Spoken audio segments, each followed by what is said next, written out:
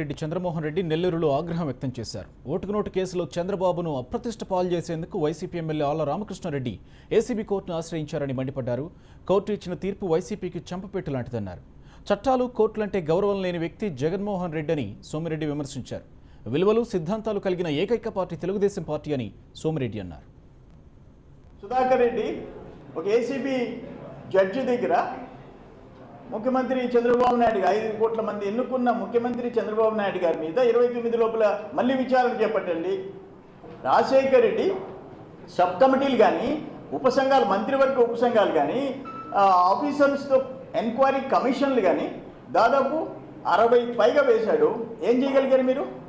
ముఖ్యమంత్రి గారిని ఏమైనా కదిలించగలిగారా? చంద్రబాబు నాయుడు గారి మీద ఏమైనా తప్పు ఉంది అని చెప్పేసి ఒక్క కోర్టు తీర్పు చెప్పిందా? ఇది కరెక్ట్ కాదు. ఇప్పటికైనా మీరు ముద్దాయిలు కాబట్టి, మీరు జగన్మోహన్ రెడ్డి చుట్టూ ఉండేవాళ్ళు ముద్దాయిల సమూహం, నేరస్తుల సమూహం. మీరందరూ నేరస్తులు కాబట్టి జైలుకి పోయి బెయిల్ మీద తిరుగుతున్నారు, కోర్టులకు వాయిదాలు తిరుగుతున్నారు కాబట్టి చంద్రబాబు నాయుడు గారిని కూడా అపఖ్యాతి పాలు చేయాలా? మీరేమో మీ ప్రయత్నాలు మీరు చేస్తున్నారు. చంద్రబాబు గారిని ఏదో ఒక విధంగా కేసుల్లో ఇరికించాలా? ఇది న్యాయం కాదు. ఏదేమైనా ఈరోజు వైకాపా కుట్రలకి హైకోర్టు తీర్పు చంపపెట్టు. ఇంతటితోన్నా మీరు ఆగి బుద్ధి తెచ్చుకోవాలని చెప్పి నేను విజ్ఞప్తి చేస్తున్నా.